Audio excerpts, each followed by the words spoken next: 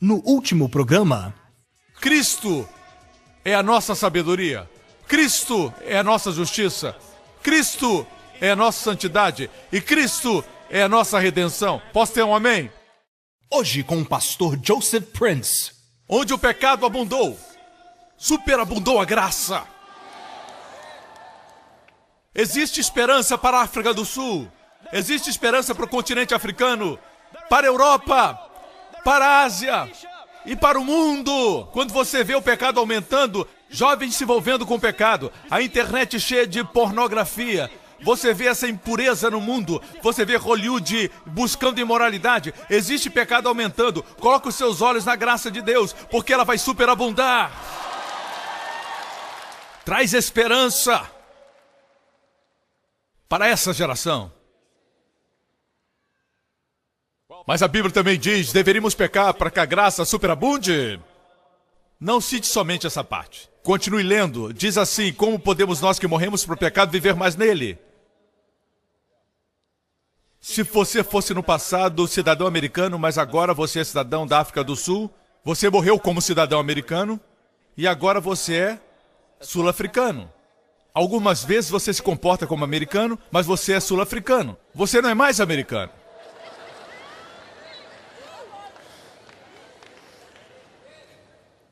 Este grande homem de Deus, ele já está no céu, Dr. Martin Lloyd-Jones. Ele pregou em Westminster, Londres. Eu me lembro uma vez que eu estava triste porque eu havia lido algumas coisas. Você não deve ler blogs e e-mails. Hoje eles não apedrejam, eles escrevem e-mails venenosos. Assim eu cometi o erro de ler alguma coisa assim, eu estava desencorajado. Meu coração é gentil e eu posso ficar ferido. E eu estava numa livraria vendo alguns livros, me distraindo um pouco e me sentindo desencorajado. Foi alguns anos atrás. E eu vi uma série de livros sobre Romanos de autoria de Martin Lloyd-Jones e eu já pregava sobre a graça. Assim eu distraído comecei a olhar, abri uma página e os meus olhos caíram numa passagem escrita por Dr. Martin Lloyd-Jones, um teólogo.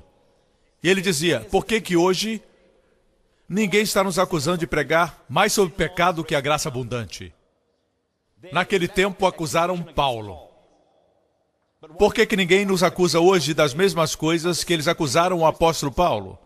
E o Dr. Martin disse, porque nós não estamos pregando o mesmo evangelho que Paulo pregava. Ele disse, a não ser que preguemos o mesmo evangelho para que as pessoas não entendam você e você seja perseguido, você não está pregando o verdadeiro evangelho. Eu me lembro alguns anos atrás, quando fui chamado para pregar sobre a graça radical, eu estava na Suíça. Eu estava de férias com a minha esposa, visitando os Alpes suíços. Minha esposa estava dormindo e eu estava dirigindo e ouvi a voz de Deus dentro de mim falando, filho, eu quero que você pregue sobre a graça radical. Eu disse, Senhor, eu sou um pregador da graça. É um golpe baixo. O Senhor sugerir que eu não sou um pregador da graça, eu sou o homem da graça. E o Senhor disse, não, sempre que você prega sobre a graça, você tenta equilibrar com a lei. E Deus disse, o que o homem chama equilíbrio, eu chamo mistura. Você não pode colocar a graça, o novo vinho, em odres velhos, você vai perder ambos. Veja, nenhuma igreja prega a lei pura, somente nas sinagogas.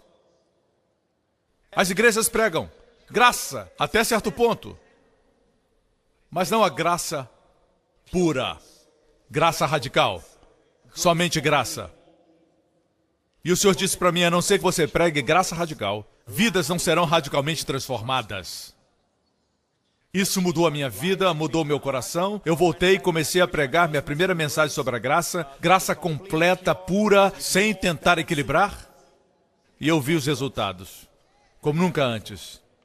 E a partir daí tem sido uma maravilhosa jornada. Deus está abrindo portas, até mesmo na televisão, Deus está abrindo portas. Eu não gosto de ficar viajando para ali e para cá. Sou muito caseiro, já estou sentindo falta de casa, falta da minha esposa, falta da minha filha, falta da minha igreja. Mas Deus está abrindo portas e as finanças têm vindo sem esforço. Tenho dito para a minha equipe, se as finanças não vierem, nós vamos parar.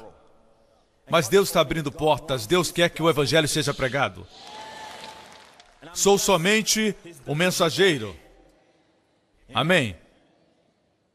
E Deus tem me mantido para o Evangelho. Aleluia. Uma das bênçãos de Abraão é que você se torne rico. Não, isso não está correto. A Bíblia diz que Abraão foi muito rico. Em gado, prata e ouro. Você sabe por que Deus mencionou isso? Porque ele já via os religiosos que diriam, é só espiritual isso. Não, gado, prata e ouro. Foi uma das primeiras coisas que Deus fez com Abraão. E Ele vai fazer com você também. Diga, muito rico. Olhe para a sua saúde. Ele viveu 175 anos. Foi uma vida longa. Significa que você ainda é um adolescente, irmão. O pastor Horácio é um adolescente. 175 anos de bênçãos. Depois que sua esposa morreu, o homem se casou de novo. Quando ele tinha 100 anos, Deus renovou sua juventude e ele tinha potência. Essa foi a bênção de Abraão. Não tinha Viagra naquele tempo. A bênção de Abraão. Você não quer essa bênção de Abraão? Esposas, orem.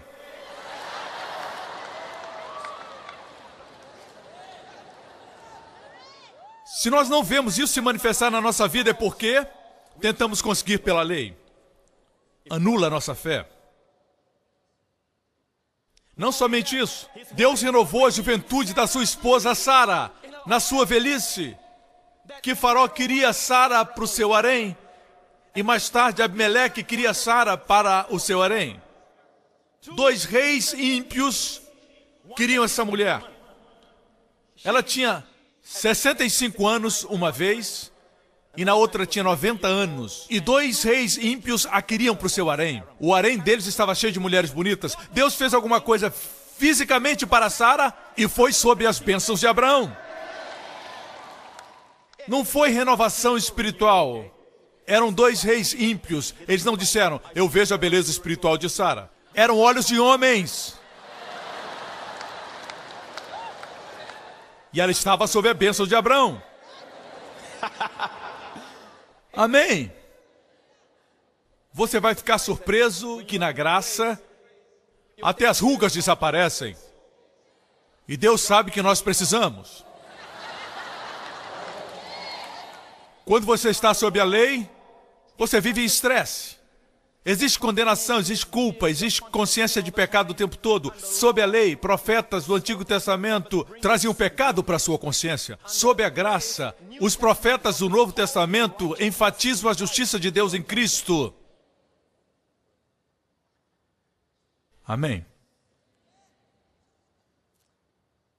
É incrível que a Bíblia chama a lei o ministério da morte.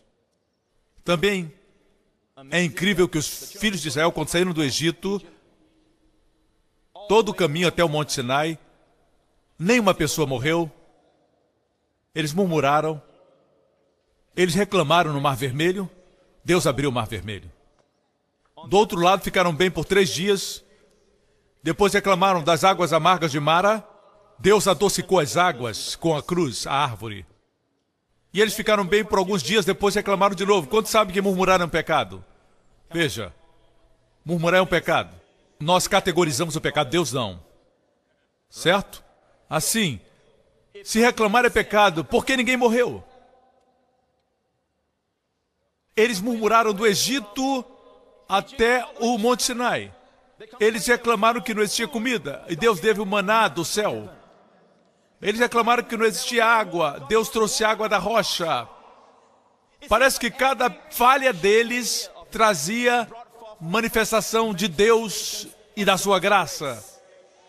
Porque durante esse período, eu me lembro anos atrás, quando Deus disse isso para mim, quando eu estava estudando, eu estava no meu escritório e Deus falou comigo, ninguém morreu do Egito até o Sinai. Estude esse período, filho, porque é uma figura da graça pura. Eu nunca tinha escutado ninguém pregar sobre isso. Então fui para minha Bíblia, abri minha Bíblia e tentei descobrir pelo menos uma pessoa que morreu. Tentando provar que Deus estava errado. Porque eu nunca havia escutado ninguém pregar sobre isso. Você sabe o que eu descobri? Que eles reclamavam, eles não eram perfeitos, eles tinham pecados. Eles reclamaram dizendo, Moisés, por que o Senhor nos trouxe aqui para morrer? Moisés clamou a Deus, Deus abriu o mar. Eles reclamaram e reclamaram e reclamaram, ninguém morreu, nenhuma alma morreu. Mas depois que eles receberam a lei, é uma história triste. Eu não tenho como explicar tudo o que aconteceu durante o período da lei, mas você pode ler o meu livro Destinado a Reinar, existe uma parte onde eu explico tudo em detalhe. Ao pé do Monte Sinai, Israel se firmou na sua justiça própria, nas suas próprias obras, dizendo para Deus, tudo que o Senhor mandar, nós vamos fazer. Isso está em Hebreus. Eles se orgulharam em sua capacidade de obedecer. Imediatamente Deus mudou o seu tom. Em Êxodo 19, Deus diz, Moisés, diga para eles não se aproximarem. Se Israel se firma nas suas obras, se firma na sua justiça, esse é o trato. Eu sou santo, fiquem distantes. No capítulo seguinte, Deus dá os 10 mandamentos, correto? Se querem ser tratados baseado na obediência de vocês e na bondade de vocês, aqui estão os 10 mandamentos. Guarde-os e eu vou abençoá-los. Se vocês quebrarem uma lei, vocês vão ser culpados de todas. E eles trocaram de concerto ao pé do Monte Sinai. Sabe o que aconteceu? Depois que eles receberam a lei, quando murmuraram deste lado do Sinai, eles morreram. Eles reclamavam e morriam. Receberam o que pediram.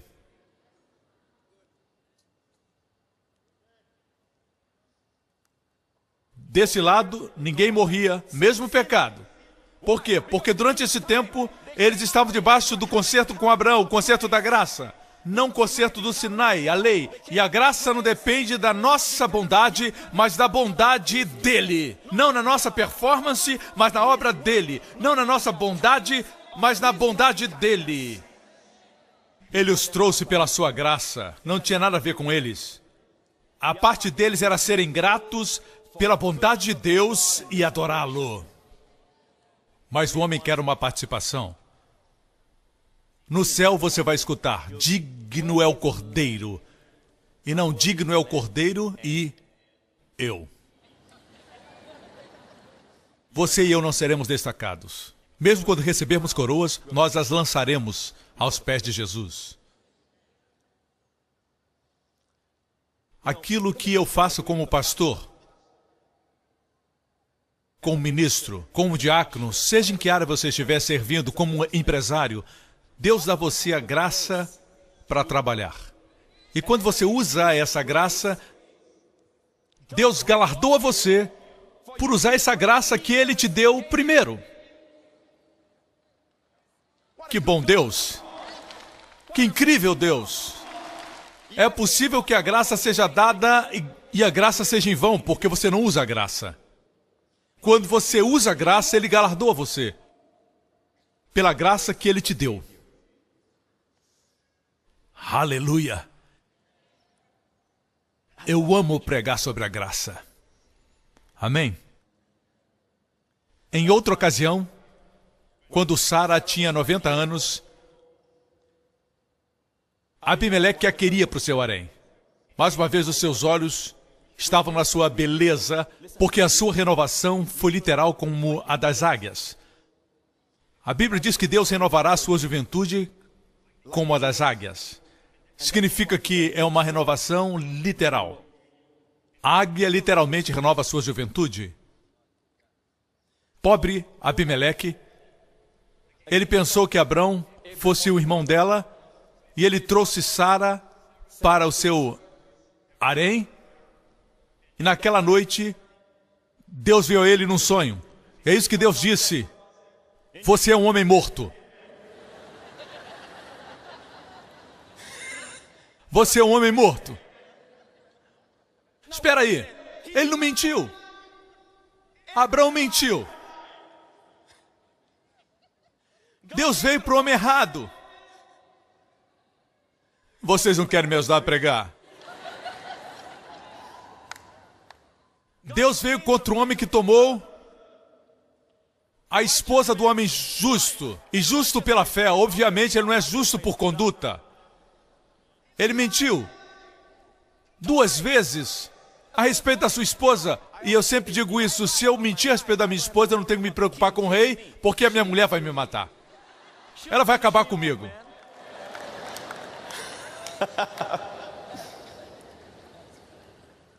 Deus disse, ela é mulher de Abraão. O versículo 7 diz, Deus disse, devolva a mulher. Abimeleque tinha muito medo. Se Deus aparecesse para você e dissesse, você morrerá, você também tremeria. Provavelmente até sua voz mudou. Ah, sou inocente. Não foi ele que me disse, ela é minha irmã. E ela também não disse, ele é meu irmão. E eu fiz isso de coração puro e de mãos limpas. Versículo seguinte. Então Deus lhe disse, sim, eu sei que você fez isso de coração puro. Eu mesmo impedi que você pecasse contra mim, por isso não lhe permiti tocá-la. Versículo seguinte. Agora devolva a mulher ao marido dela. Ele é profeta. O sujeito mentiu. Ele é um profeta. Ele vai orar por você. Abimeleque é que tinha que orar por Abraão. Se não orar, você morrerá. Igreja, muitas vezes ficamos confusos por causa do ensinamento e da pregação que ouvimos. Quando nós sentimos que fracassamos para com Deus, talvez bebemos mais do que devíamos, escondido, e nos sentimos condenados, nos sentimos abandonados por causa do ensinamento que recebemos. Ficamos confundidos muitas vezes quando Deus, nesses momentos, nos fala em amor. Porque nossa teoria diz que Deus nos deixou e não nos escuta mais. Mas isso não é verdade. Moisés via somente as costas de Deus. Ele podia ver somente as costas porque, sob a lei, Deus sempre estava saindo. Sob a graça, Deus diz, nunca deixarei vocês, nem desampararei. Você sabe por quê? Porque 2000 anos atrás, um homem solitário foi pendurado numa cruz e ele gritou, meu Deus, por que me desamparaste? E pela primeira vez na vida de Jesus, ele se dirigiu ao Pai como meu Deus na cruz. Ele nunca se dirigiu a Deus como meu Deus, ele sempre falava meu Pai. Pela primeira vez ele clamou, meu Deus, por que me abandonaste? Ele clamou em alta voz para que todos soubéssemos o que aconteceu na cruz. Você e eu hoje podemos dizer, Pai, por que tens me abençoado? Aleluia! Sim! Louve ao Senhor Jesus! Ele é único! Ele é único!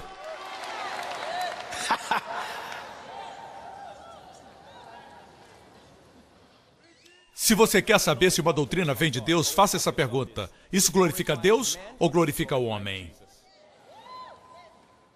Isso vai dar resposta.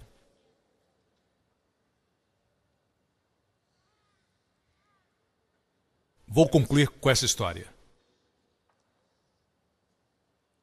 A mulher que tinha um fluxo de sangue. Por 12 anos, ela sofria por 12 anos com uma hemorragia. A Bíblia diz, vocês conhecem a história, não vou entrar em detalhes. A Bíblia diz que ela consultou muitos médicos e a enfermidade piorou. Ela gastou tudo o que ela tinha, agora ela estava enferma e falida. Então ela ouviu falar de Jesus. Como você pensa que ela ouviu? Você pensa que ela ouviu que Jesus dizia, venha a mim quando você estiver purificada. Mas o que ela ouviu deu a ela ousadia, deu uma ousadia para ela vir e tocar nas suas vestes. Você sabe que ela quebrou muitas leis levíticas só por estar lá, porque naquela condição não podia estar num lugar público, muito menos tocar num rabino. Obviamente o que ela havia ouvido não tinha nada a ver com a lei.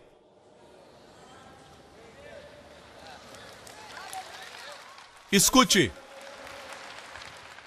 Existem figuras na Bíblia. Uma mulher no Evangelho é uma figura da igreja ou de Israel, dependendo do contexto. A igreja tem estado sangrando Enquanto a igreja estiver sangrando, ela não pode ficar grávida com a semente de Deus. Ela não pode produzir. A igreja está hemorrágica. Como posso dizer isso sem ofender ninguém? A palavra na língua hebraica para as nossas justiças, não nossos pecados, nossas justiças, é trapo de imundícia. A palavra trapo de imundícia em hebraico quer dizer absorventes sanitários sujos. Não nossos pecados, nossas justiças são como trapo de imundícia aos olhos de Deus. Correto? Assim essa mulher representa a igreja que confia na sua própria justiça. Enquanto ela está nessa condição, ela vai precisar de um absorvente. Mas uma mudança aconteceu quando, ao invés de confiar na sua própria justiça, ela tocou nos vestidos da justiça. Justiça da fé, ela tocou nas orlas da justiça. A justiça de Cristo, e imediatamente a hemorragia parou. E eu acredito que profeticamente nós estamos aqui. A igreja está nesse lugar. Quando a igreja vai renunciar à fé no trapo de imundícia e nos absorventes e vai colocar a fé no manto da justiça que Jesus Cristo nos dá como uma dádiva. Uma dádiva. Como Abraão recebeu como uma dádiva. E Jesus virou-se para ela. É lindo. Você sabe por que ele se virou? Ele não queria que ela sentisse que estava roubando uma bênção. Ele queria que ela visse o amor nos seus olhos. Ele diz: filha, tem bom ânimo. Sua fé lhe curou. Escute, escute. Não aplaude, escute. Quando você vê Jesus, o Senhor disse isso para mim, quando você vê Jesus em sua graça, ele se vira para ver você na sua fé. Você não vê a sua fé, você não enxerga a sua fé. Fé não é alguma coisa que você vê. Fé é ver Jesus na sua graça. Ver a sua fé é com Jesus. Quando você vê Jesus na sua graça, ele se vira e vê você na sua fé. Por isso Jesus disse: a sua fé lhe salvou. A outra razão por que ele se virou é porque no Antigo Testamento Deus sempre mostra as suas costas. Ele sempre está saindo, porque o homem está sempre pecando, mas na graça ele se vira. Nós vimos a glória de Deus no rosto de Jesus Cristo, face a face. E nós fomos transformados não pelos nossos esforços ou nossa disciplina própria, nós fomos transformados vendo a glória do Senhor. De glória em glória, na mesma imagem, pelo Espírito do Senhor. Aleluia! Dê louvor a Ele! Amém?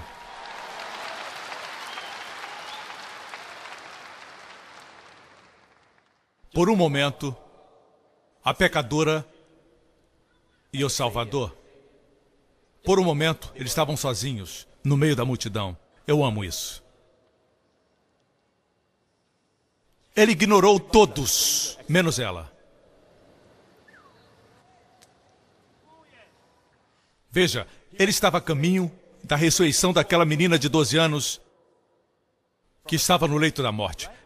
Essa é a razão por que ele estava naquele caminho.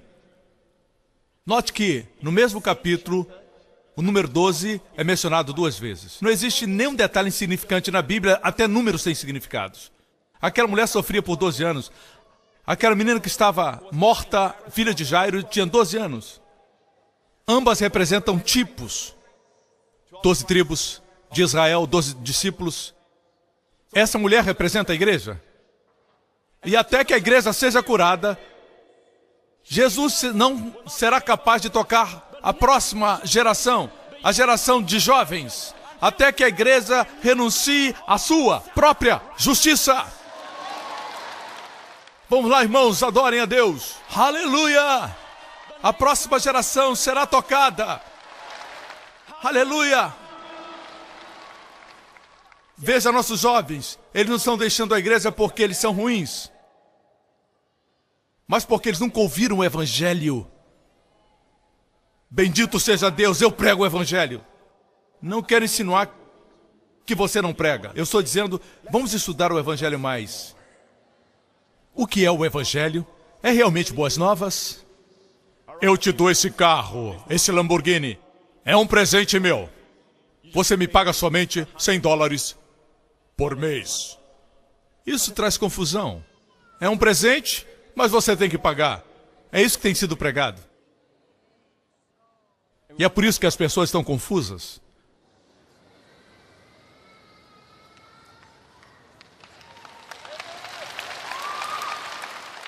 Deixe-me concluir com isso. No Antigo Testamento, o juízo que caía sobre o sacrifício era maior do que o sacrifício. Você lembra quando Elias pediu para Deus responder com fogo? O fogo de Deus desceu e consumiu o altar. O altar era feito de pedras, veja bem. Consumiu o sacrifício no altar e as pedras desapareceram. Tudo sumiu. Por quê? Sob a lei, o juízo de Deus é maior do que o sacrifício. Não existia sacrifício perfeito. Mas quando Jesus veio na cruz, e açoite após açoite do juízo de Deus contra a impiedade, contra os nossos pecados, os meus pecados, toda a lei que quebramos, toda a mentira de Abraão, cada pecado daquela mulher pega em adultério, tudo que nos garante o perdão, ele teve que pagar na cruz. E todo o juízo caiu sobre Jesus. Jesus absorveu tudo na sua pessoa. Toda a chicotada, toda a maldição, toda a enfermidade, toda a pobreza, todo o julgamento, ele absorveu na sua pessoa. E ele clamou, está consumado! Agora, o juízo foi executado e o sacrifício permaneceu. O céu se abriu. E ele disse, Pai, nas tuas mãos entrego o meu espírito. Note, o sacrifício permaneceu e o julgamento desapareceu.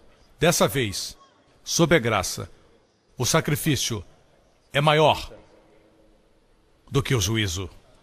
Aleluia. Dê-lhe louvor. Fique de pé. Obrigado por sintonizar no programa de hoje com o pastor Joseph Prince, da igreja New Creation. Estamos certos que você foi abençoado. Para mais informações sobre a igreja New Creation, acesse o nosso website newcreation.org.sg. Lá você poderá se inscrever no nosso devocional diário do pastor Joseph Prince. Seja incentivado e fortalecido todos os dias e saiba o quanto Deus lhe ama através destes devocionais. Acreditamos que o seu dízimo pertence à igreja a qual você frequenta. E oramos para que você seja grandemente abençoado, altamente favorecido e profundamente amado.